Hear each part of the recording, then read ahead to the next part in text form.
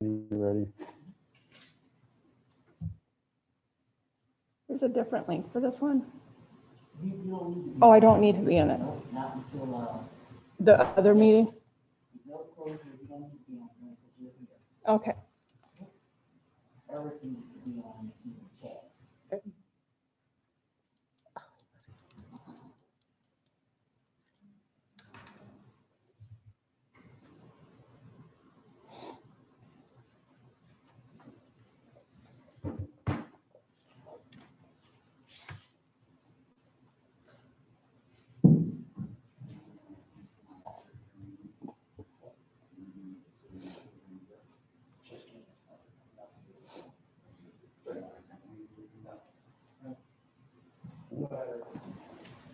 Good evening. Tonight is April 8th, 2021, and to begin the evening, we are going to open up with a student committee of the whole meeting for our Student Performance and Achievement Committee. We have one presentation for the committee tonight and then a discussion following. Tonight's discussion or topic is graduation with World's Best Workforce Goal and College and Career Readiness World's Best Workforce Goal. Speaking tonight will be Amina Afadel and Dr. Kathy Funkston and Dave Helke and Chris Belmont and Kelly Rom. So I will turn it over. I believe, Amina, you want to lead it out of the gate? Okay. So Chair Miller, I can introduce the group. Okay, yes, Dr. Battle, why don't you take us on? So tonight we're going to give board members an update on requirement from the state of Minnesota, the world's best workforce, and one component, college and career readiness. And so Aaron, if you want to put up the presentation, and I'll have Principal Helke and Kathy Funkston, if they want to go through the slides and give some background.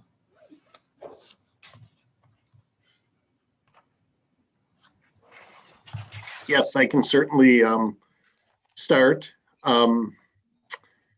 So this presentation tonight on college and career readiness, I think really rightly connects with graduation and all the goals that exist regarding the world's best workforce.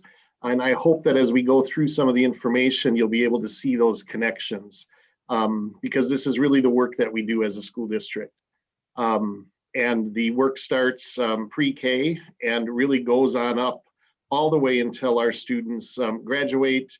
And I would say even as our students pursue their career and their college dreams and aspirations after they leave. And so tonight we do have several people with us that are going to each take part in sharing different aspects of this work. And then I'm assuming, Aaron, do you switch the slides? Or who drives the slides? There we go. So the purpose this evening is, again, to talk about the world's best workforce, specifically making those connections with graduation and college and career readiness. We'll include information about strategies that are in place both here at the high school and at our alternative high school to support students. And then Dr. Kathy Funkston is with us this evening to also give an update on 912 pathways, which is integral to all of this work. This quote, I think, captures what all of us that do this work really believe when we talk about college and career readiness.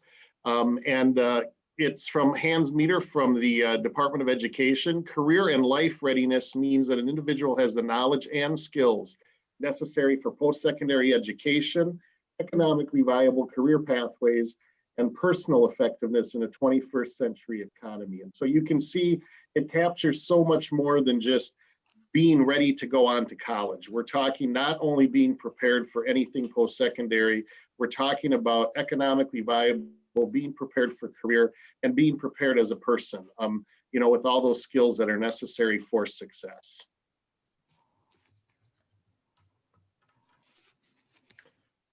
Dave, I can take this slide. Perfect. I wasn't sure if you were on. I couldn't see you. So thanks. Oh. Thanks for the kickoff, Dave. I just wanted to take just a couple minutes to give you a data snapshot and to remind you of what the state world's best workforce goals are that we're really looking at here. There are two world's best workforce goals that we're addressing this evening. One of them is taking a look at the graduation rates. The goal from the state is that all students graduate. And the second one is that all students are college and career ready. And so this is just a quick snapshot of a couple of pieces of data about those particular goals.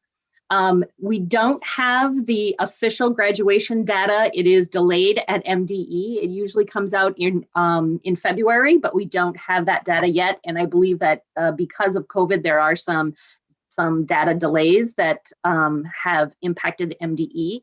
But as we look at the trend of graduation rates, the results for our high school was 87% in 2019. That was a 2% increase from the 85% from the prior year, 2018, but quite a little bit shy of the 90% goal, which is the statewide goal as well. The goal that we are hoping for is to reach that 90% for our graduating class of 2020. When we see just the comparisons and the performance gaps for graduation, we can see that looking at 2019, which is the red bar, you see ongoing increases. Our students of color overall experienced a decline in 2019. Our English language learners also experienced a decline in 2019. However, we see some significant increases with our students with individual education plans increasing to 72%, and our students who are eligible for free and reduced lunch increasing to 79%. We really saw that overall the increase up to 87% and exceeding the statewide percentage of only 84%. Next slide. The other piece that we look at as one of our indicators of college and career readiness is our enrollment in rigorous coursework. And for this particular slide, I just wanted to share that the data comes from Department of Education's SLEDS data, which is the, there you go, which is our trend data over time. It's the longitudinal education data that the Department of Education keeps. And when we think about the Burnsville-Eagan-Savage and we think about how do we make rigorous courses accessible to our students, you'll see that when we look at the percentage of our students who are taking advantage of the post-secondary enrollment options in which they leave our campus to attend school at a college or university, we have only 2% of our students who use that particular option compared to the statewide percentage of 9%.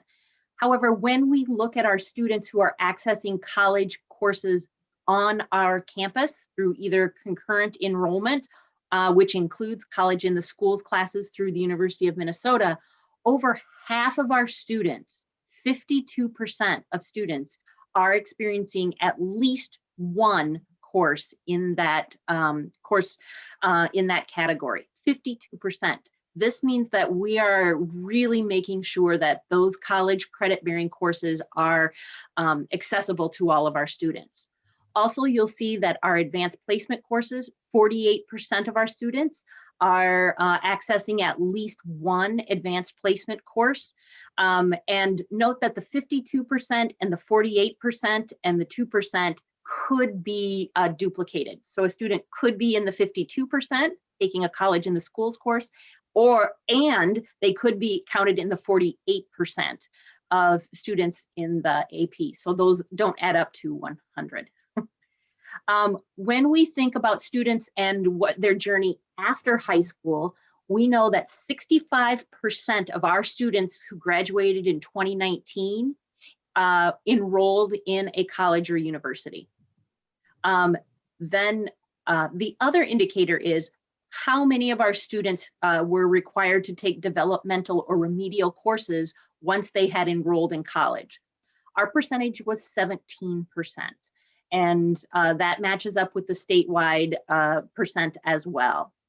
Then when we look at the college and career part, we know that 24% of our students, their first year graduates, were employed in reported that they were employed in Minnesota.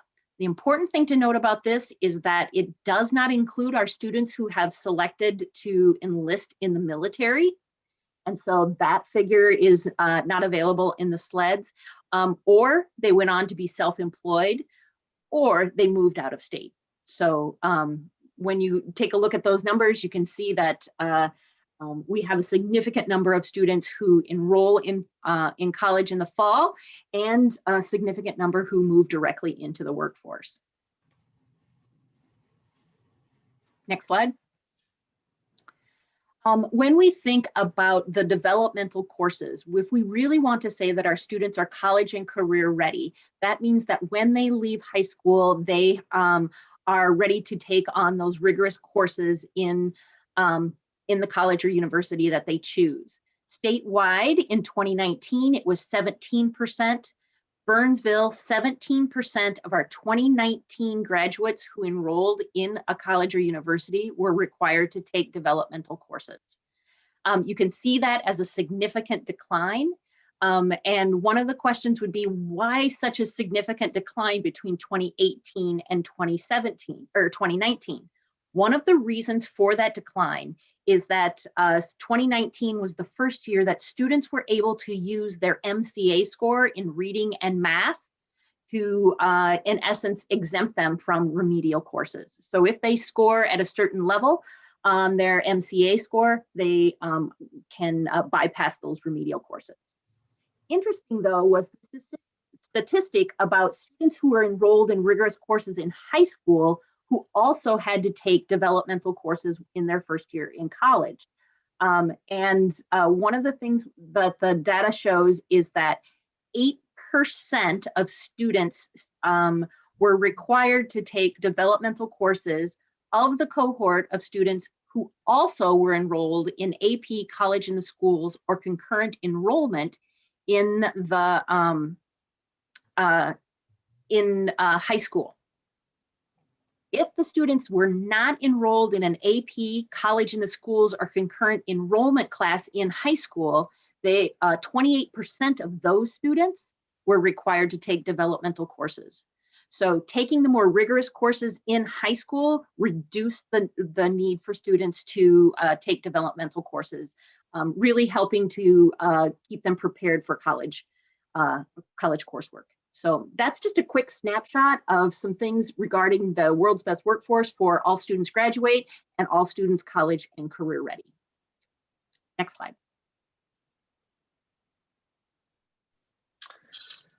Thanks, Tamina. And, you know, as we're learning, and I know you're aware, graduation ceremony is an event in June, but as we're finding out through this slideshow, that graduation is a really like strategically built experience that occurs for students early and often. So just draw your attention in this visual to that golden circle in the middle where it reads opportunity, knowledge, access to rigorous academic learning, and student agency, which Amina just kind of touched on. We really believe that those three buckets are full for students and families. So I would just add that families too to this conversation. If they're really full, students are going to be very likely to access those courses, graduate, feeling really positive, and have that momentum that appears in that SLEDS data to be really positive and celebratory. So we want students and families to have knowledge about what's in front of them, to have access to those courses, regardless of perceived barriers, and then that agency, right? Like that feeling of confidence, that feeling of belonging, that feeling that they are part of the community and that they are pilots for their own direction in life. And it's robust and positive, exciting, and it's powerful. So that's a constant conversation with everything we do. and some of the examples of some strategies we use, we'll get into even in our board meeting tonight, that, you know, if we can have the best core offerings around, which I believe we have, we can have highly trained and the best teaching staff, which I believe we have, and we can have like really great tools and resources, which I believe we have. But if students and families don't have those three buckets full, they might not be able to really access and participate in it. And we know if students and families have to navigate culture or language or other barriers, then they might need more help filling those buckets from the school system. So we seek to provide that through a ton of different ways and constantly trying to improve to ensure that for all students and families. Thank you. Next slide, please. So what is college and career readiness? We use that term a lot. And so what we have on this slide, and then the next few slides will highlight some of the things we do at Burnsville High School and how they connect to these different areas of college and career readiness. So what's on this slide comes directly from the Minnesota Department of Education's Career and College Readiness Resource Guide. The department actually commits a good amount of resources and has some folks that are very versed in college and career readiness. And so this basically just shows you the 4 domains that are referred to. So employability skills, mindsets and social awareness, transitional knowledge, and career development. And what we'll do on the next few slides is show you the connections between strategies and programs and services at the high school to these different areas. Next slide, please. So a lot of times when people look at the course catalog that we developed a few years ago, they ask, what does college and career core mean? And I always tell people that simply means all those required courses in which students can get those skills that they need across all of our pathways. And so, like Chris said, we have lots of great courses, lots of great teachers, and it's those skills that are taught in all of our academic classes that really are essential no matter what you're going to choose to do after college. And then programs such as AVID that really support that rigor, that again make sure that our students are developing those skills, critical thinking and communication, collaboration. And then our focus on the ACT for our juniors, again, really not only helps students focus on developing those skills and having a way to measure those skills, but it helps our teachers also create curriculum and instruction that's aligned with those benchmarks that are associated with college and career readiness. Next slide.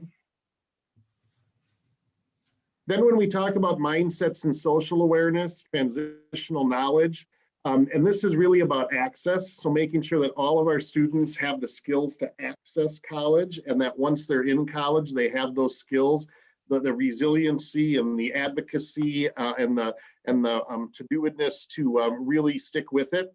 And we have many different programs that fit under here. AVID elective specifically, so students in the AVID elective class, students that take advantage of our College Possible partnership or our TRIO Upward Bound partnership.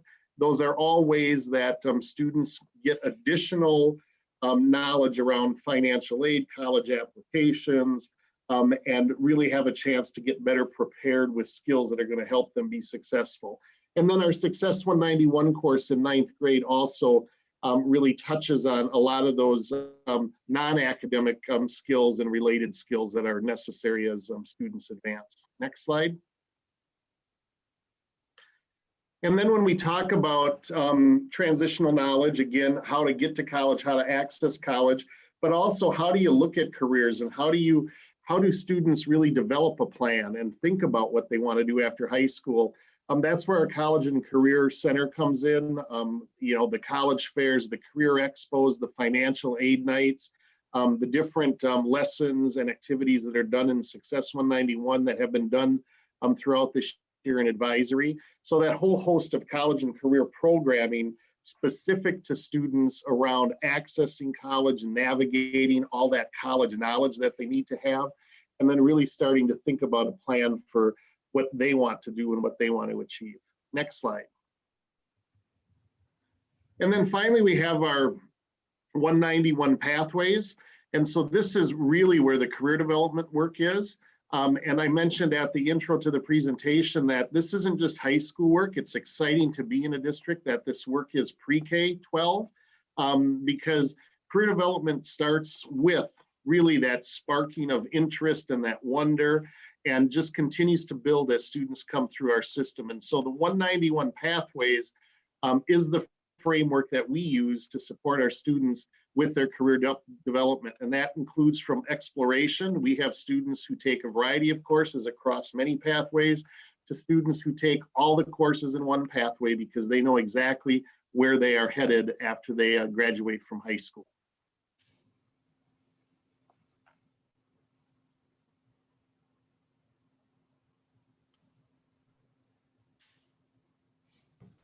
Thanks, Dave. At the alternative school, we do some of the things that Burnsville High School does as far as AVID and preparing students for the ACT test. We have a college in the schools class. But there are some other things that are unique to BOZ that we do when students enter. This would be more under what Chris Belmont was talking about, you know, preparing for graduation.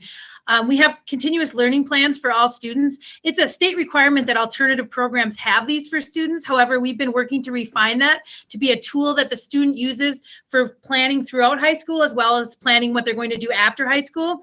So what that includes is a credit analysis that the student and their advisor and their parents do together to figure out where they're at, how many credits they need, what courses they need to take in their time with us here at the alternative school, and really what their graduation timeline is. We really feel that just because there's thinking they're a graduate of this year because they started school at a certain time, we need to make sure they know exactly at the pace they're on when they're going to graduate. And then we have a goal setting document where a student sets an academic goal, a personal goal, and a post-secondary goal. And they have an advisor throughout their whole time at BOZ. Some students are here for 3 years, some are here for 2, some are here for 1 quarter. But however long they're here, they'll have the same advisor that goes through that learning plan with them every quarter and updates it with the student, meeting with the student to talk through all of those different areas. And then we as a student support team will look at those goal setting. We look through each individual student's plan to see what are their post-secondary plans, how can we help them, whether it be college or military or employment skills, or just helping them think about different careers. So we use those as a guide to meet with individual students as a student support team. Where a lot of this happens is something we have called Strive Time. And that's, like I said, the advisory team. Students are also working on credit recovery courses during this time to try to catch up to what they've missed or not quite completed at usually Burnsville High School. 80% of our students come from Burnsville High School. So we have time within our school day where students can work on credit recovery courses. Next slide, please.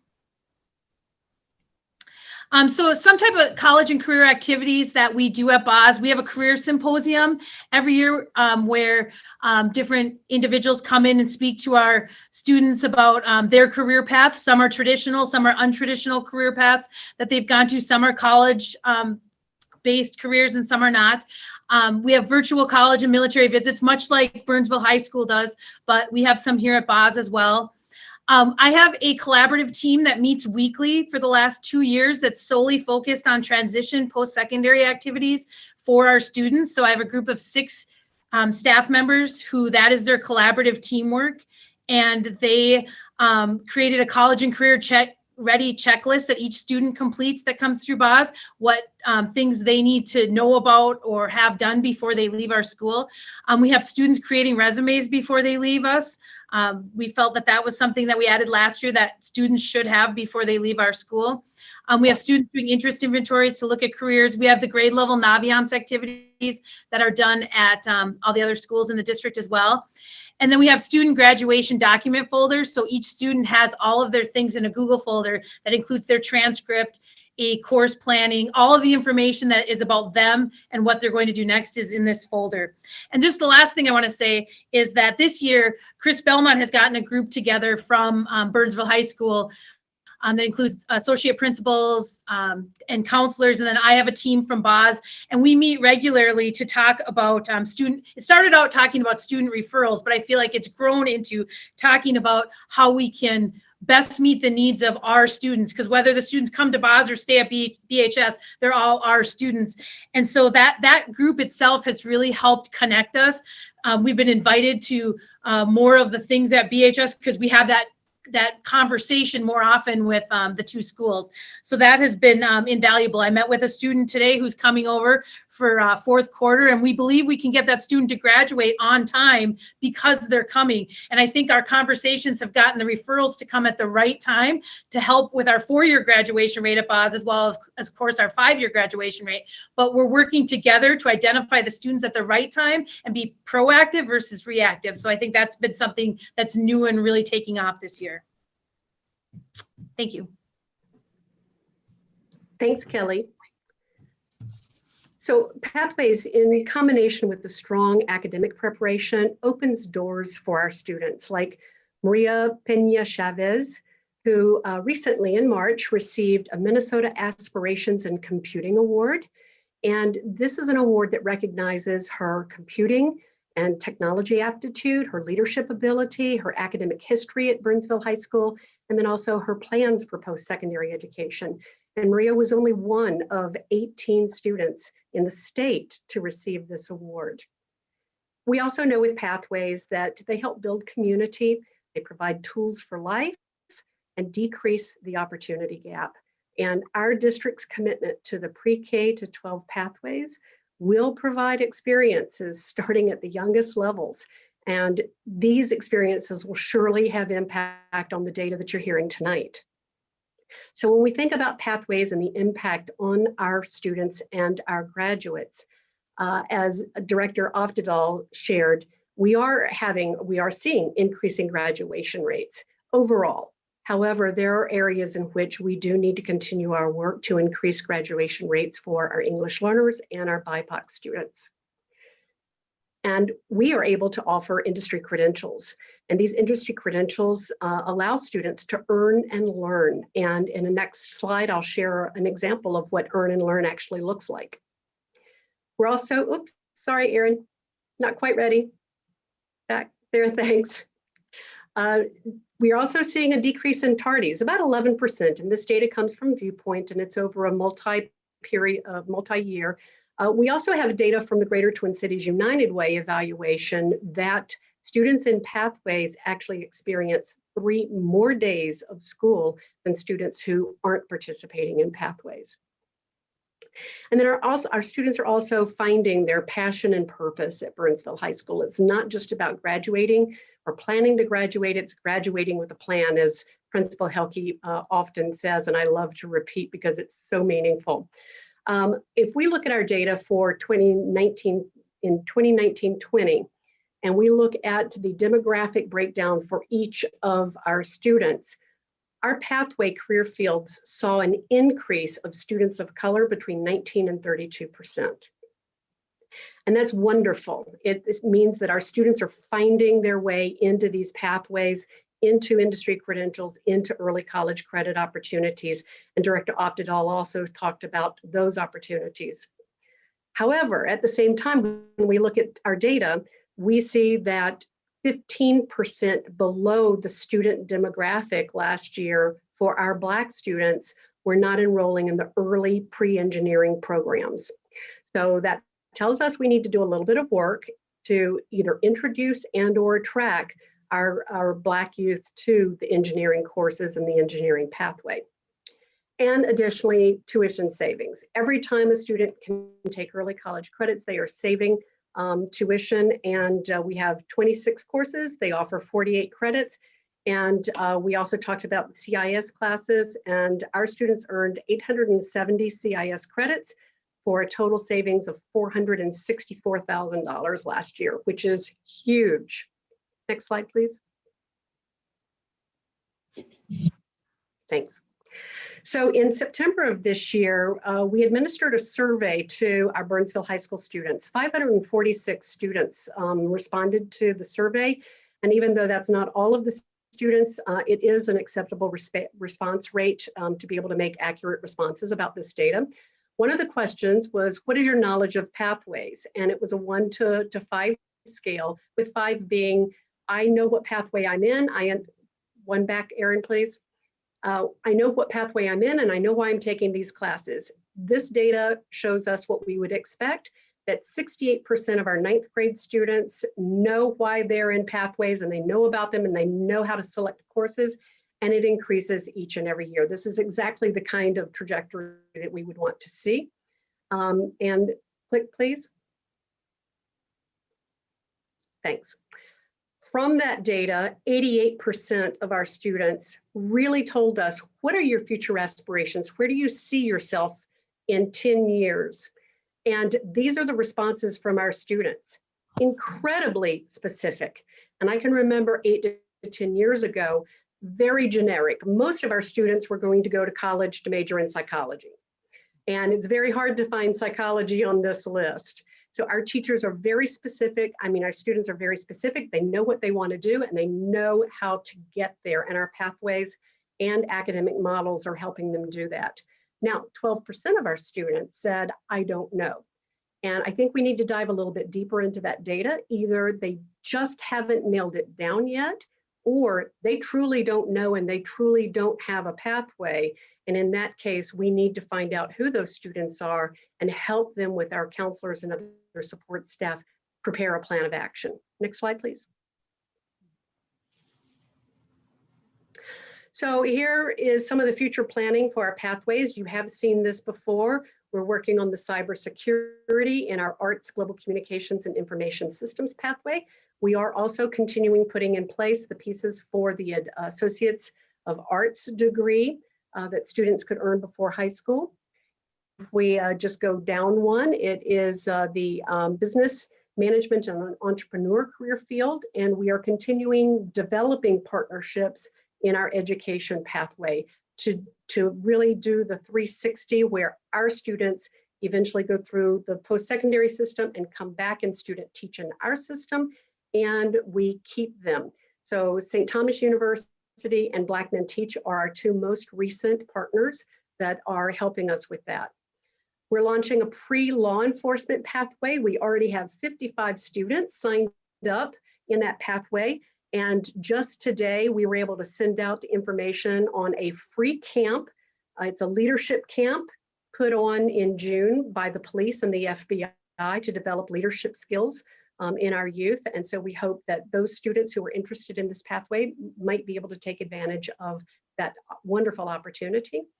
And then our design, engineering, and manufacturing pathways. We just received a Department of Labor and Industry grant to support reimagining the automotive pathway, where it will have some industry certifications. And this also includes a pay while you earn, earn while you learn. And the same for the advanced manufacturing. That is also an earn while you learn for high school students. Now, Erin, if you can click one.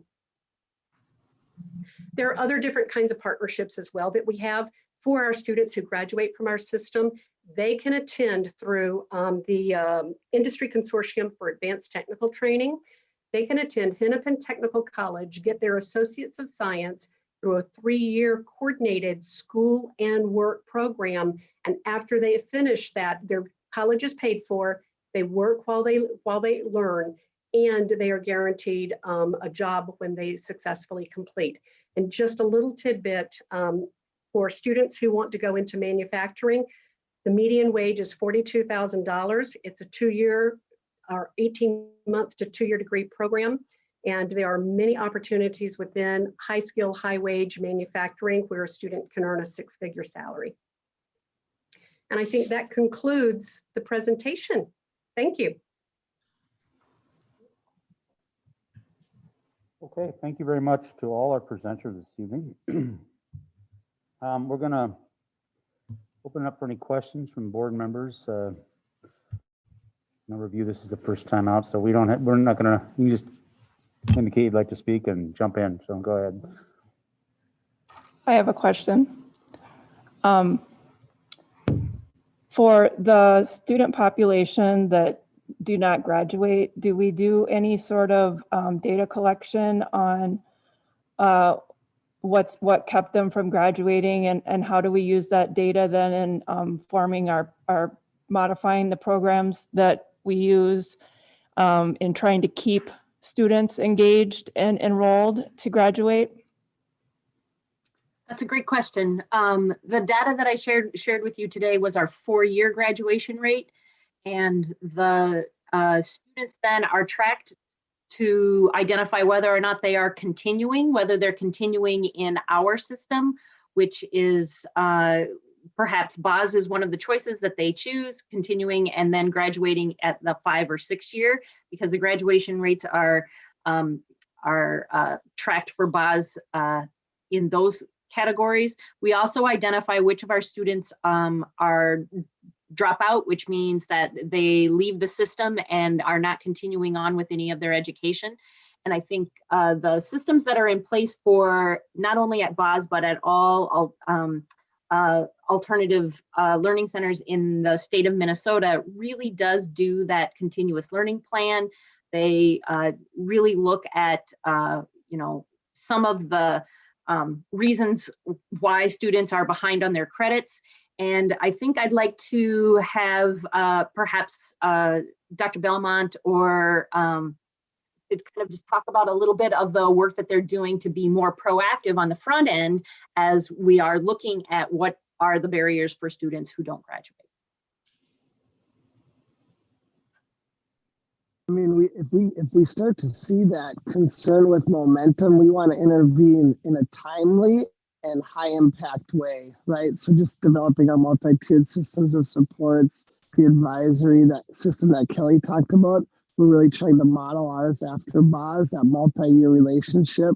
And then if it gets to the point where we have lost momentum, we're doing whatever it takes to engage the families, home visits, whatever it takes to re-engage and come up with some type of plan. And that includes sometimes partnering with ABE and Jason Sellers and his staff to get the students onto a GED pathway. So those are just some of the strategies, but for sure the mindset is whatever it takes, and dropping out is not an option for our commitment to our community.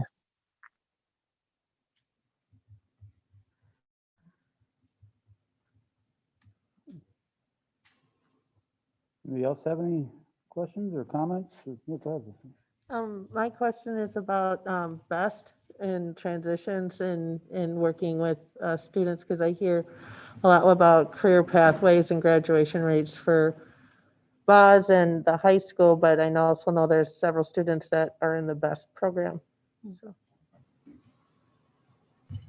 So the graduation rates, the 4-year graduation rates for our students with IEPs includes the BEST program. And we really want to make sure that by its very nature is a transition time for our students moving and developing those career and college and post-secondary planning, including independence. And so those are included in our numbers for the IEP students graduating with IEPs. And we're continuing to see ongoing work with that. And we include Dr. Middendorf, who oversees that program in all of our college and career and life planning and organizational stuff.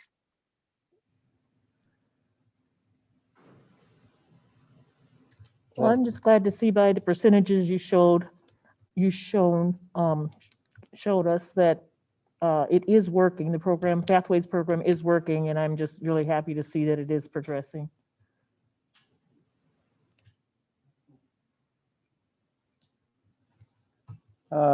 Director Alt has joined us remotely for this component of our meeting tonight and is having a little bit of a microphone problem. So she submitted a question via the chat. I'm going to read here. With the expansion or addition of our Pathways programming, do we expect this to be cost neutral? And if it's not, we'd like to make sure we're encouraging consideration of this as part of the upcoming review for efficiencies and value. And is there an anticipated time frame for the fiscal considerations around the expansion of our Pathways? So Kathy, before you answer, I'll answer the first part of that. So I think when we look at the investment that we make in students and then look at the rate of return, So Kathy did give a concrete number about the tuition saved by our students earning those college credits. And so that has to be a part of the formula. So it's that return on investment. And so, yes, we can include a look at that. I have been involved in other studies with specific programs where a city, as well as the school district, and it was actually proven that the investment such as in early childhood, so studies such as early childhood, you can see the investment of children who had that start and their later outcomes as adults. And so, yes, absolutely. Kathy, did you have anything to add? Thank you, Dr. Battle. And that's a great question, Director Alt. One of the things that we've done at the high school is before we have launched a new pathway, we have either used our existing funds, our Perkins funds, which are allocated funds by the state, and or secured a grant. An example of that would be the two latest grants that we received, the Automotive Reimagining and the Advanced Manufacturing. We have the Fab Lab. It was part of the reimagining of the high school in 2016. All of the equipment is there. What that grant allows us to do is to take some of the heavy lifting off of Director Oftedal's department, and that heavy lifting in the terms of curriculum development and money needed for that. We can also buy some specialized equipment with that money. So we have been able to enhance and improve and develop new pathways with some of the existing materials that we have through a variety of partnerships and outsourcing from other funding opportunities. And just to add to that, as part of one of our principles for budget development is maximizing every resource that we have. And the state of Minnesota has really committed to making sure that they help districts with college and career readiness. And we have great industry partners. And so by Kathy mentioning those last two grants, so we can look at grants too. And so it's really maximizing all those resources to get our students what they need.